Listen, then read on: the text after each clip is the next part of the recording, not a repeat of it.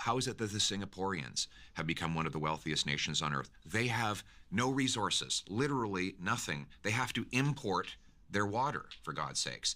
They took a swampy, mosquito-infested island and three peoples who were struggling to survive in their homelands, and they came together and created the wealthiest country in the world outside of the Gulf states. Why? They have free enterprise. They have low taxes. It's easy to start a business. You're rewarded for your hard work. This segment of the interview perfectly illustrates what's wrong with the right wing. All right, let me explain to you in detail what's going on over here. Pierre Poilievre has been on a podcast tour, and he's been talking a lot because each of these podcast episodes is like 1 hour long, and he's done multiple of these. So there's many hours of him talking about stuff that Canada should do, talking about different countries. Later on in this interview, he goes on to say everyone should study Lee Kuan Yew, who is the founder of Singapore, and learn from his techniques about how he built such a rich country. Well, let me tell you something, Mr. Poilievre. I have the book over here. I have read Lee Kuan Yew's autobiography. I have also lived in Singapore for a couple of years.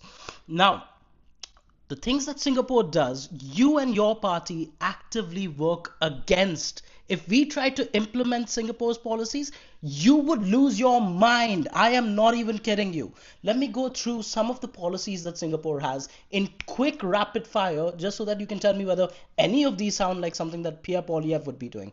Number one, 80% of Singapore's population lives in government-built housing. The government bloody builds housing, subsidized, so that you can buy it cheap. Number one. Number two, in that housing, the government tells you which ethnicities are going to live next to each other, because there's three ethnicities in Singapore. There's Malay, there's Indian, like us, South Indians, and then there's Chinese, ethnically Chinese. The government will force you to live next to a different ethnicity so that there's no religious or ethnic tension. Number three, the gun ownership rate is one of the lowest in the world. Meanwhile, you go around talking about how you want castle laws and gun ownership. It is a safe country because the government steps in and protects people. They don't let everyone go around buying guns like crazy. The taxes over there, by the way, you pay an additional tax for buying a second house. Up to 65% taxes if you want to buy more than one house. If you want to buy more than two houses, you're not even allowed to do that.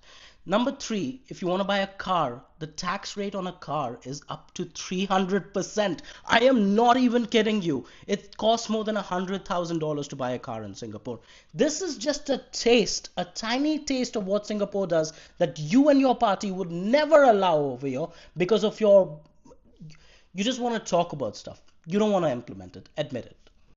And this is exactly what the right wing does. They talk about reducing crime, and then they elect a criminal. They talk about getting rid of corruption, and then they stand by while being the most corrupt administrations you can imagine. They talk a lot. Watch what their hands are doing. When they're speaking on stage, they will tell you, we are going to make you rich, while their hands are deep inside your pocket, taking cash out. Do not listen to these charlatans. There is nothing beneath the words. As soon as you go into his voting history, as soon as you go into anything he has ever done, or anyone on the right has ever done physically with their hands, with their actual power, it is the opposite of whatever they've said on stage. So never listen to their words. They are not arguing in good faith. And Poilievre, his political career is over. We as a country are lucky that he is in prime minister. We can just wait for the day that he finally retires and goes to wherever he wanted to be, which will not be Singapore, by the way. He will not retire in Singapore. He'll retire in a tax haven, most likely Florida or fucking Texas or something. Moron.